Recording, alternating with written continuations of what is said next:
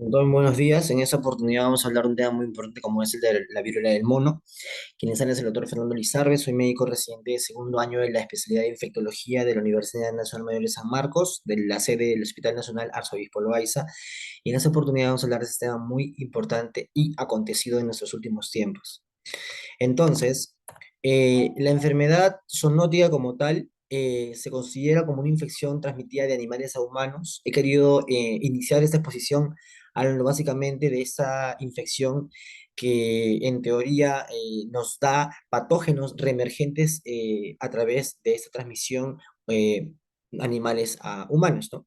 Entonces, si bien es cierto, la viruela del mono, monkeypox virus, se ha transmitido a través de lo que es el contacto con, de una manera directa a través de animales humanos, de una manera indirecta a través de humano a humano.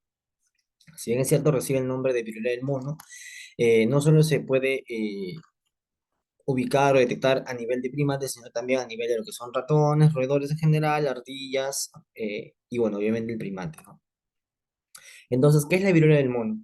Es una enfermedad zoonótica viral, es decir, que puede ser transmitida de animales a personas y esta fue descubierta en África, principalmente alrededor de regiones de la selva tropical. Data la historia que, bueno, en teoría la viruela está considerado como endémico a nivel de lo que es la República Democrática del Congo en el continente africano. Y como vemos aquí en este mapa, vemos pues que hay casos que son básicamente locales, como también casos importados, dentro de los cuales en el caso de los locales tenemos, por ejemplo, lo que es tanto Nigeria, Camerún, Congo, la República de África Central, como también la República Democrática del Congo. Y vemos también como, por ejemplo, casos importados, y vemos aquí, por ejemplo, Sudán, entre otros países, ¿no? Entonces, hemos visto que a lo largo del tiempo, hasta el año 2021, 2020 en adelante, se hablaba incluso de lo que es casos importados a nivel de lo que son Estados Unidos de Norteamérica, como también lo que es el Reino Unido, entre otros países más del mundo, ¿no?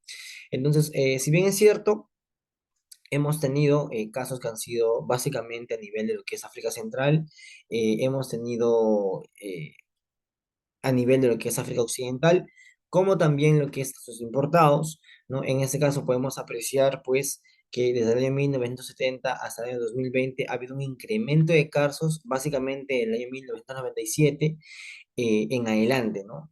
Entre los cuales se ha hablado de casos endémicos o casos o clase central y de casos importados o caso occidental, que es, por ejemplo, lo que tenemos o hemos tenido y tenemos actualmente en nuestro país. Muy bien, diferencias de estos clados genéticos del monkeypox, tenemos aquí lo que es la clase occidental, es infecciones limitadas, a diferencia de la clase central, que son infecciones que se pueden dar de una manera más potenciada, ¿no? En nivel de lo que respecta a la letalidad, tenemos un ratio de aproximadamente 5 o 6% con respecto a la clase occidental y de más del 11% en la clase occidental. Asimismo, también podemos observar que a nivel de lo que es en nuestro continente americano, vemos pues que hay casos bueno, se reportaron casos hasta el 1 de enero al 1 de julio, o sea, en la primera mitad del año pasado, que es donde se empezaron a ver casos en nuestro país.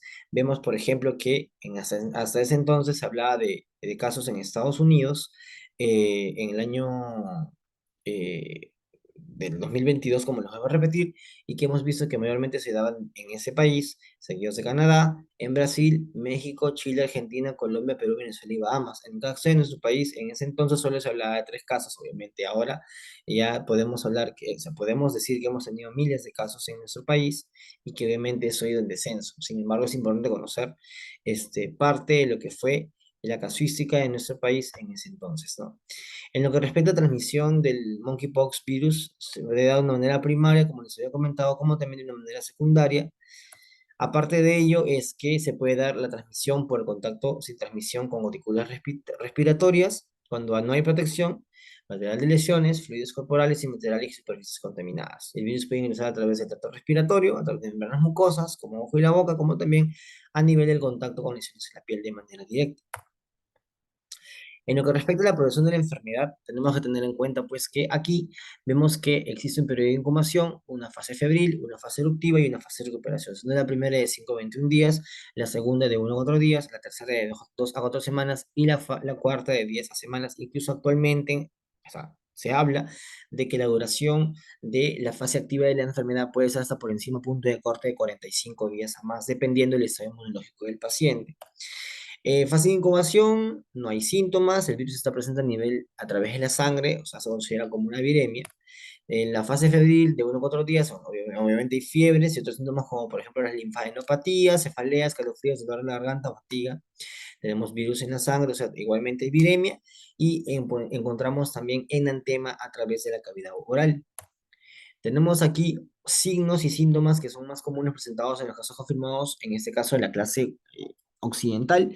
Y vamos a mencionar, por ejemplo, lo que es el rash cutáneo, la fiebre, tenemos también lo que es el prurito, las linfadenopatías, la tos, tenemos lo que es las mialgias, tenemos úlceras orales como enantemas, tenemos también lo que son conjuntivitis, sensibilidad a la luz, náuseas y vómitos que son también considerados como parte de la sintomatología de la viruela del mono, sobre todo en la época febril o sintomática. Pasamos al periodo de erupción cutánea en el cual hablamos básicamente de la formación de una mácula, de una pápula, de una vesícula, de una pústula o de una costra. Si en un principio se pensaba que era una distribución homogénea y sincrónica, sin embargo se demostró que era una distribución, o sea, tenía polimorfismo, era heterogénea, o sea, y tenía también lo que era un asincronismo. Podemos encontrar, en un momento encontrábamos diferentes formas clínicas de presentación de las lesiones dérmicas en caso de la viruela, ¿no? En este caso, el virus aún se puede notar en la sangre, también se encuentra presente a nivel de las lesiones de la piel y hay anticuerpos que comienzan a aparecer y se vuelven detectables, ¿no? Complicaciones pueden ser, por ejemplo, una infección corneal y también una ceguera. Y en lo que respecta a diagnósticos diferenciales, en ese entonces se hablaba de lo que era el monkeypox versus el chickenpox versus el measles o sarampión, pero también se puede hablar, por ejemplo, de lo que es en ese entonces en nuestro país, como por ejemplo lo que es la enfermedad de mano, pie, boca y también la sífilis secundaria, entre otros. Aquí vemos lo que es imágenes del monkeypox, del chickenpox y también de lo que es el measles o sarampión. La imagen típica que podemos encontrar en pacientes con viruela del mono era básicamente lesiones papuloeritematosas con algo eritematoso y que tenían una umbilicación a nivel central, que posiblemente se empezaban a osificar, ¿no? Tenemos factores que influyen en el curso de la viruela del mono, como por ejemplo lo que es infecciones asintomáticas que pueden ocurrir, factores de riesgo como por ejemplo que sean niños, que sean pacientes con inmunodeficiencias y que sean gestantes, y factores protectores como por ejemplo la vacunación contra la viruela, que en nuestro país recién se ha dado inicio de la vacunación hace unos cuantos meses, pero que al principio no teníamos esa vacuna, puesto que, bueno, se empezó a priorizar los lugares endémicos como por ejemplo África y básicamente la República Democrática del Congo. En lo que respecta a la definición de casos, justamente tenemos que tener en cuenta que se considera como un caso sospechoso cuando sea un paciente que tenga cuadros de coriza como fiebre, linfadenopatías, mialgia, ya, un caso probable cuando ya hay contacto con una persona que ha tenido el diagnóstico de viruela del mono. Entonces se considera como un caso probable y se confirma cuando ya hay un examen de laboratorio, en este caso PCR, a través de hisopado de lesiones o de nasofaringios y que puedan dar positivo, ¿no? Los diagnósticos, en el caso del periodo de incubación, no se recomienda ningún diagnóstico. En el caso de lo que es la fase febril, hisopado y nasofaringio y PCR también. A la vez lo que es la fase eruptiva, tenemos lo que es el hisopado de lesiones en la piel a través de PCR. En la fase de recuperación se podría utilizar lo que son métodos serológicos, o sea, detección de anticuerpos a través de la sangre. Precauciones estándar, tenemos prácticas de higiene de manos, de higiene respiratoria también, y equipos de protección personal EPP. En este caso solo se utilizó lo que es, bueno, mandilones descartables, mascarilla, doble mascarilla simple, un N95, y también utilización de lentes protectores y de, bueno, de alguna gorra específica, ¿no? Y utilización de guantes, ¿no? Básicamente, el contagio era a través de contacto directo o íntimo a través de relaciones sexuales, como también, por ejemplo, a través del contacto con las lesiones en la piel, ¿no? Y para evitar lo que son las gotículas y, bueno, las gotas de flúor en general, cuando el paciente tosía o estornudaba o hablaba en voz alta o gritaba, entonces definitivamente se debe utilizar las mascarillas. Muy bien, aquí un poco de precauciones adicionales también, pero que es en caso de que tengamos una hospitalización masiva de pacientes con viruela del mono.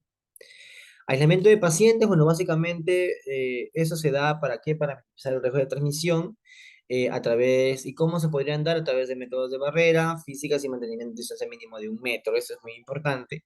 Y hasta que se formen nuevas pieles sanas, ¿cuánto tiempo? Bueno, la ideal es que sea hasta la reepitelización de la piel, o sea, no solo que caigan las cosas, sino que reepitelicen, ¿no? Muy bien.